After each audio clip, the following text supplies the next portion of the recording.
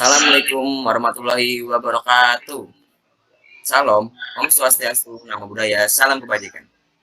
Kami dari kelompok 5 akan melakukan debat dengan mosi para koruptor yang terbukti secepatnya dihukum mati.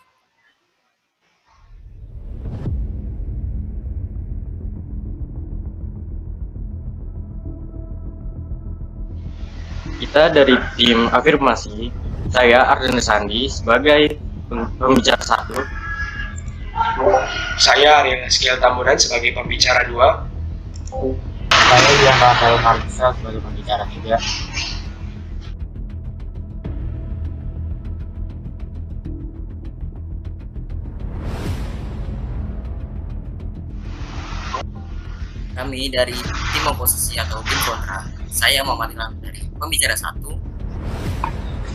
Saya Rafratan Fadila dari pembicara 2. Saya Andika Ranggaputra Pramudya sebagai pembicara 3. Dewan ini percaya pidana hukuman mati pantas dijatuhkan pada pelaku korupsi. Oleh karena saat ini semakin banyak merembahnya warna di negeri ini dengan jutaan kasus yang silih berganti. Korupsi lagi dan lagi. Bahkan di 10 tahun terakhir sudah ada banyak sekali kasus korupsi yang terendus KPK. Masyarakat pun juga jerah dengan pejabat negeri ini yang tak pernah punya rasa malu. Anggapan inilah yang menimbulkan banyak pendataan pro dan kontra. Saya sangat setuju dengan hukuman mati bagi para koruptor, karena kasus korupsi di Indonesia sangat banyak. Dengan hukuman mati tersebut, koruptor akan menjadi jerah dan Indonesia akan terbebaskan dari kasus korupsi. Maaf, saya tidak setuju bila hukuman mati diterapkan di Indonesia, karena itu bertentangan dengan HAM, yaitu bebas hak hidup dan sangat merendahkan manusia. Indonesia sebagai negara hukum menjunjung tinggi hak asasi manusia serta menjamin segala hak warga negara bersamaan kedudukannya di dalam hukum dan pemerintahan, yang artinya tindakan tersebut bertolak belakang dengan prinsip negara ini. Saya tidak setuju dengan argumen Anda, karena tidak benar bahwa pidana mati melanggar HAM. Bahkan Mahkamah Konstitusi sendiri menyatakan hal tersebut. Juga Undang-Undang Peradilan HAM Nomor 26 Tahun 2000 mencantum pidana mati. DPR sebagai lembaga perwakilan rakyat yang masih membuat sebagai produk legislasi yang mencantumkan hukuman mati sebagai pidananya. Dengan kata lain, rakyat pun masih menginginkan adanya pidana mati.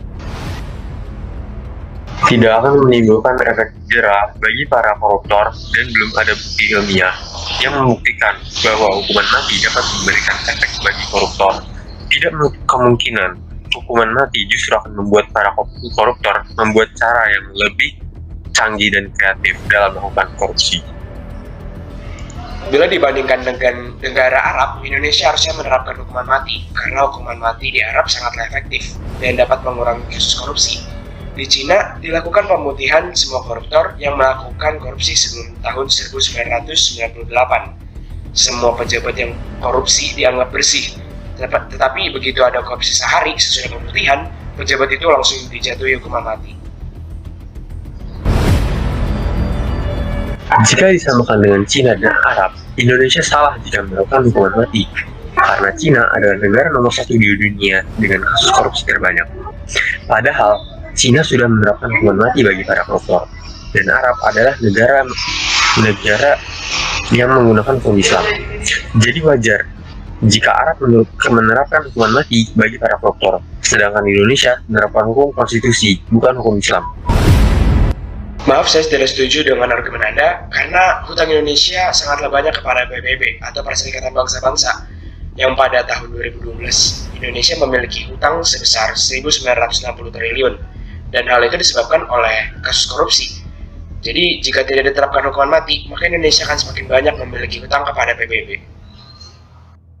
Negara ini sudah rusak karena korupsi di mana-mana, bahkan terjadi pada pihak yang seharusnya bertindak di kasus ini, seperti jaksa, hakim, dan polisi. Hanya hukuman matilah yang dapat memberhentikan kasus korupsi. Hakim harus berani menerapkan hukuman itu karena sudah diatur dalam Undang-Undang Nomor 31 Tahun 1999.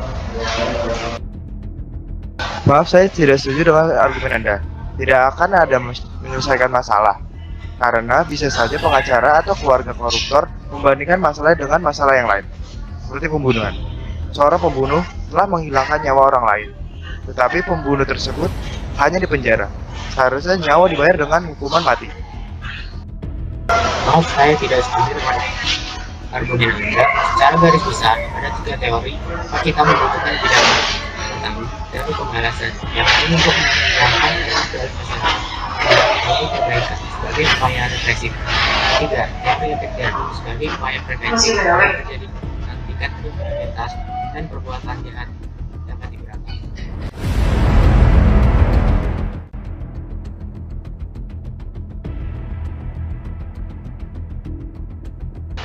Kesimpulan dari kami tim Pro yaitu kita setuju dengan mosi karena lebih baik membunuh satu persatu koruptor dan menyelamatkan jutaan masyarakat di Indonesia daripada harus mengkasihani koruptor namun merugikan jutaan masyarakat Indonesia.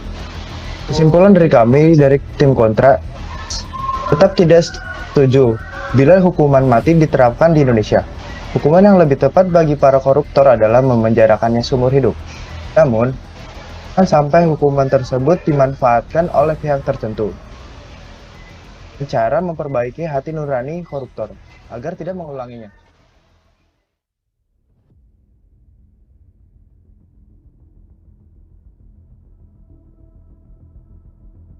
Kami setuju, hukuman mati diterapkan, karena itu bisa membuat koruptor menjadi jera. Namun, hukuman mati tersebut harus benar terbukti akan membuat koruptor menjadi jera. Karena belum ada bukti ilmiah, hukuman mati dapat membuat koruptor menjadi jera. Kami setuju, karena koruptor itu telah merugikan banyak pihak. Namun, bukan hanya hukuman mati yang dapat membuat jera. Koruptor juga manusia yang mempunyai hati nurani, dan semua berasal dari hati. Maka dari itu, perbaikan hati nuranilah yang seharusnya diterapkan sebelum hukuman mati. Hukuman mati boleh saja diterapkan di Indonesia. Namun, kita juga harus mengambil pelajaran dari negara yang menerapkan dan tidak menerapkan hukuman mati. Hukuman mati seharusnya dilaksanakan bagi para koruptor.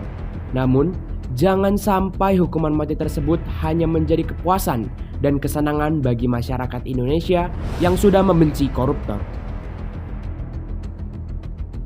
Jadi kesimpulannya, hukuman mati di Indonesia boleh diterapkan bila koruptor sudah benar-benar membuat negara menjadi krisis dan kemunduran yang sangat jauh. Dan pemerintah harusnya sudah mulai memikirkannya sejak dini agar tidak salah mengambil keputusan.